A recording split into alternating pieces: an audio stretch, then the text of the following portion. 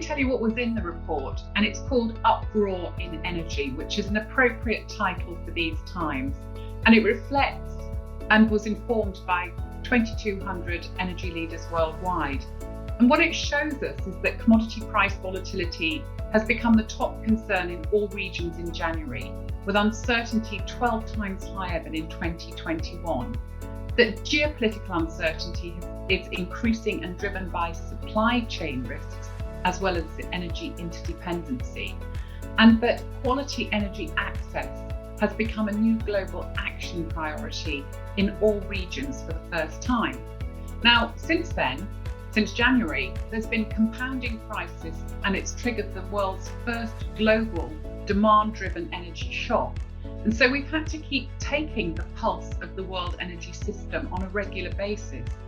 And in April, we found that there was a new optimism about reconnecting climate and energy security agendas, and that this might contribute to accelerating the pace of global energy transitions.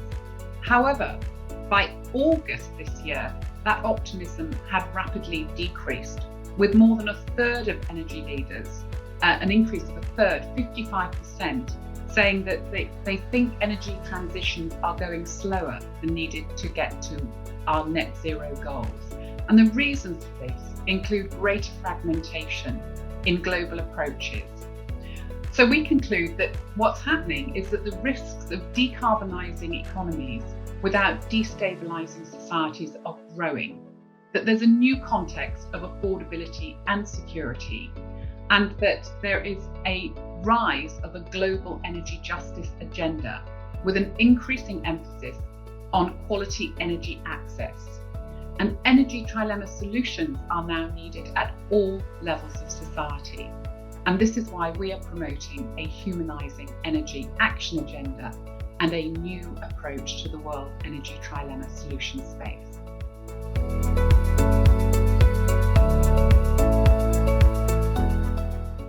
Asia, of course, is a diverse region in terms of energy interests, uses and needs, and with common interests in securing more energy for billions of better lives on a healthy planet. Asian countries rely heavily on energy imports to meet an exponential growth in energy demand in coming decades. And the region has a mix of off-grid communities in rural areas and islands, and the pace of development and energy transition varies within countries. Some countries are leading the way in renewable power generation. China provides the global supply chain for solar and is making huge investments in offshore wind, grid development, energy storage, clean fuel options, including low carbon hydrogen-based fuels. And like others in the region, it still relies heavily on coal-fired power. We also have to bear in mind global realities, that only 20% of the world energy system is electrified. And if we're really successful, we might increase that to 50% of a bigger global energy system by 2050. So renewables in Asia and in other regions are going to need other clean energy friends to get to scale. We're going to see a greater energy mix, including clean hydrogen-based fuels and diverse flexible storage solutions. Carbon removal and climate adaptation solutions will also be needed. And what we've learned from 100 years in energy as the world energy community is that energy transition is a complex process. It's not all about the future of the energy industry, nor is it all about technology, and it can't be delivered all in one go.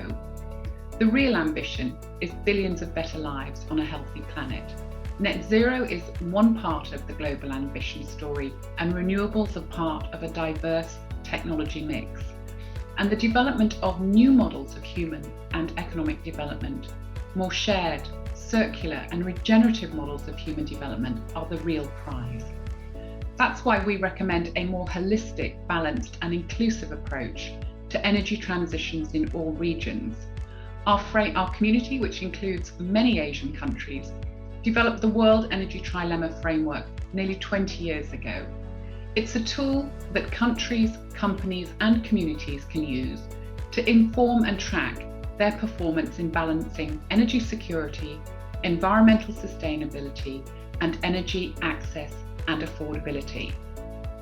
The 2021 index shows Asian countries sitting at both the top and the bottom of the global rankings.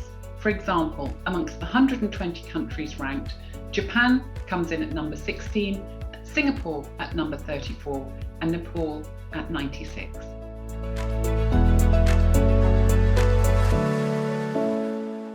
We believe that many parts of society are still unprepared for the real choices and depth of changes involved in creating a new world energy system that supports a safe operating space for humanity. There tends to be a lot of focus on technology and investment, but we can't solve this global challenge by simply throwing more money at the problem or without the involvement of more people and communities. Trustworthiness is the key to closing the implementation gap, which is why we have a humanizing energy breakthrough impact agenda, and we're enabling the pulling power of people in order to pull forward technology transitions. We're building 4 essential capabilities. These focus on a step change in global energy literacy, showcasing hundreds of thousands of community-led place-based transitions, on skills diversification and workforce transformation, and on increasing the transparency in managing energy trilemma solutions at all levels of society.